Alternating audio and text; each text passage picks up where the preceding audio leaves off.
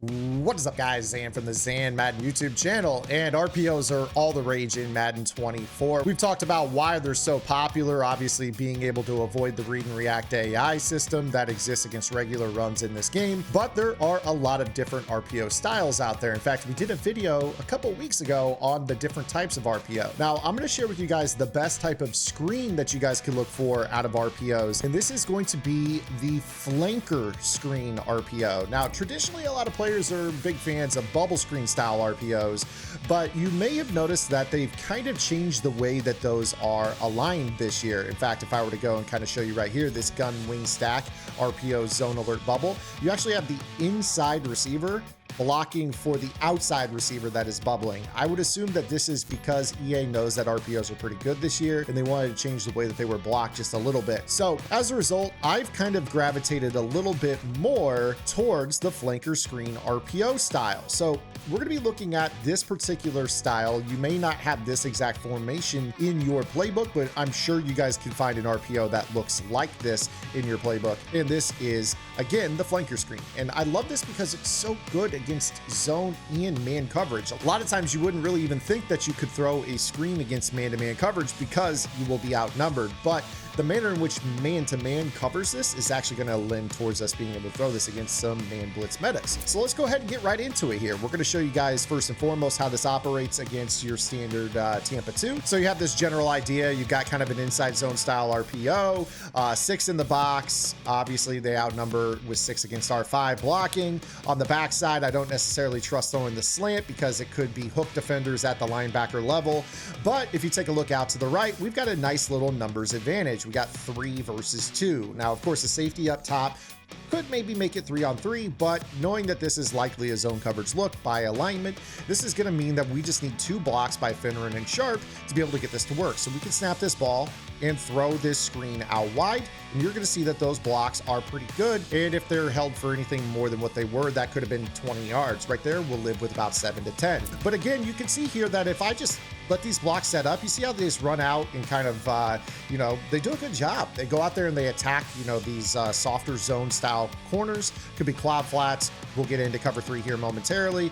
But again, you see as I throw these, you're just looking at a couple chips and you're looking at a big chunk yardage gain right here. So that's how this is going to operate against a cover 2 zone. So now we're looking at kind of a cover 3 defense. Now, due to the alignment of this defense, I can see that nickel corner or that safety's kind of walked down on the left side. Again, we're not super comfortable with the run fit or necessarily the slant to the backside, but based off of the way that this is aligned, I'm kind of thinking this is zone coverage. It does look like it's 3-on-3 to the perimeter, but if you know it's zone coverage, you know that you're going to be having guys covering basically 1 person in the flat, which means that we're going to have 2 guys that can block him. So what we're going to do is snap this ball. You're going to see here that we can throw this out to the perimeter, and if we get even a better block there, we're still bare minimum picking up 7. You get a nice block, even if you want to, right there, that is a tight end there. But if you got a tight end that's got, pretty solid impact block, this could be a major call for you. You see right here, we're able to pick up, again, a gain of about 20 yards if we get a good block and we maybe make 1 guy miss with a juke. So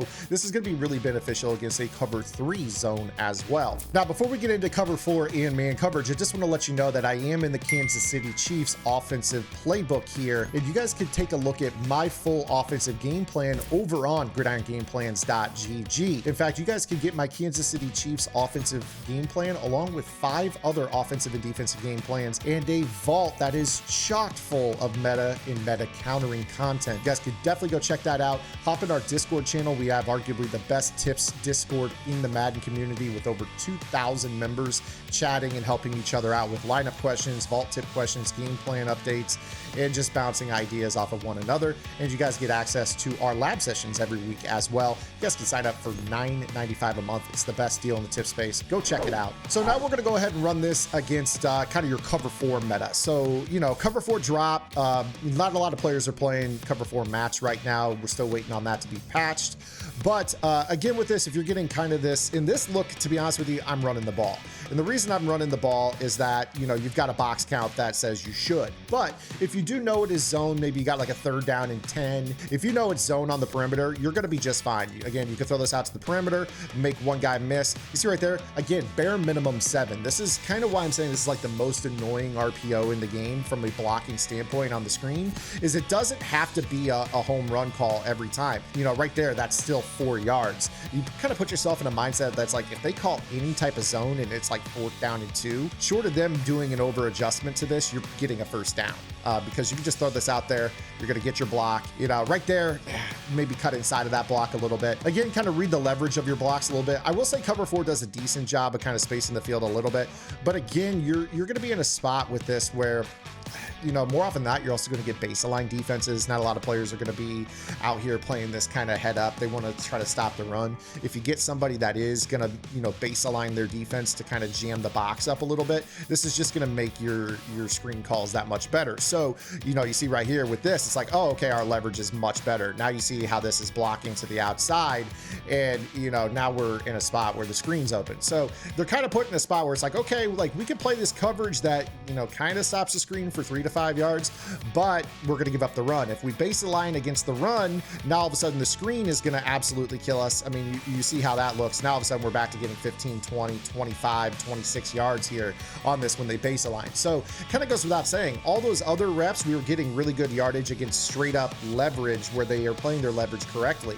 Once they start to overextend towards the screen, we're going to run the ball up the middle, force them to rebase the line, and that's going to open up how we attack these cover 4 based defenses with this call. Again, you see right here, 20, 21 yards on a call like this. So this is really, really effective no matter what. So it doesn't matter if it's cover 2, cover 3, cover 4, baseline or off coverage. It's going to end up being something that's very, very tough. If you guys have enjoyed this video, make sure you guys hit that subscribe button. Also take time to hit the notification bell, drop a comment below to let me know what you think of the video. Now let's go ahead and talk about man coverage. This one's really interesting because there's a lot of heavier man coverage blitzes, loop blitz metas out there. And if you get any of those type of blitz metas, this is actually going to end up being really, really effective. Now, don't ask why. Well, I guess I'll tell you why. The reason is when you have safeties that are in man coverage, you end up with them playing kind of off of smoke screens. In general, if I were to throw a smoke screen, even against a corner, if I were to throw a smoke screen here to Tyreek Hill, you're gonna see that he's gonna stay in an off alignment, which is gonna allow us maybe, if we're lucky, to break a tackle after the catch. You know, depending on the type of animation, if you put a route ability on your guy, in general, you can kind of throw smoke screens. They're just not that effective, to be honest with you. You still gotta break a tackle. It's not worth getting only 1.5 yards at this. But when you add in the effect of screen blockers on this with this particular concept, you're going to start to see that the way that they pursue is not great. And you see right here that I can still get 7, 8, 10 yards against a man coverage blitz. So you go ahead and snap this and you see that these guys all go out and they do a pretty good job of blocking down the field for you.